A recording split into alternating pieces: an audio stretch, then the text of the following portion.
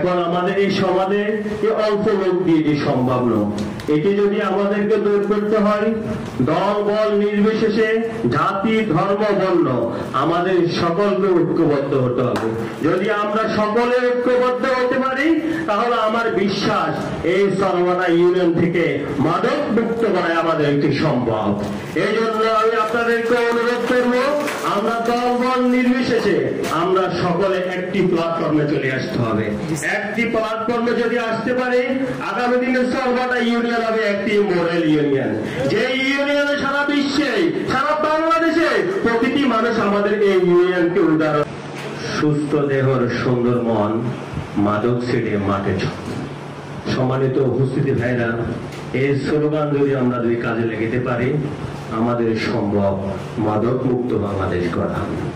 আর মাদক মুক্ত বাংলাদেশ করতে হলে আমি মনে করি যে সবচেয়ে দুটি কাজ আমাদেরকে করতে হবে।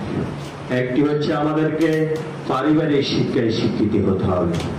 আপনারা জানেন আমরা ছোটকালে যখন পড়ালেখা করেছি, ঠিক কিনা, আমরা অনেকে তো তখন মুক্ত হয়ে গিয়েছি।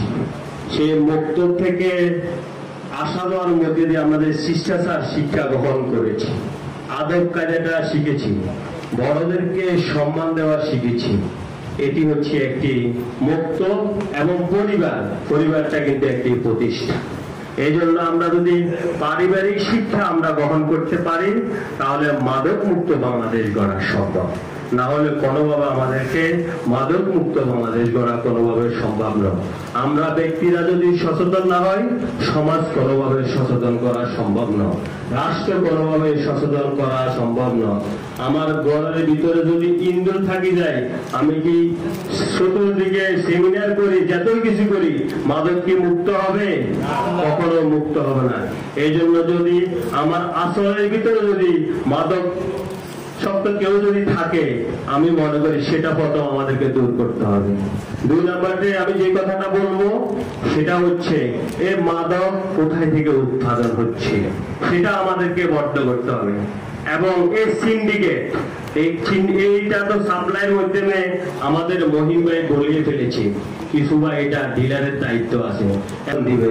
সর্বশেষ আমি আব্দুল আলী নোবেল সহ যারা আজকে এই সেমিনারের উদ্যোগ নিয়েছেন সকলকে ধন্যবাদ ও মোবারকবাদ জানিয়ে আমি আমার বক্তব্য শেষ করছি। সর্বশেষ আমি আপনাদেরকে আশ্বস্ত দিয়ে যাচ্ছি, আমাদের দলের পক্ষ থেকে যদি মাদক বিরোধী যে কোনো সহযোগিতা চাবে আমরা সর্বোচ্চ দিয়ে সহযোগিতা করবো। সকলকে ধন্যবাদ। আসসালামু আলাইকুম।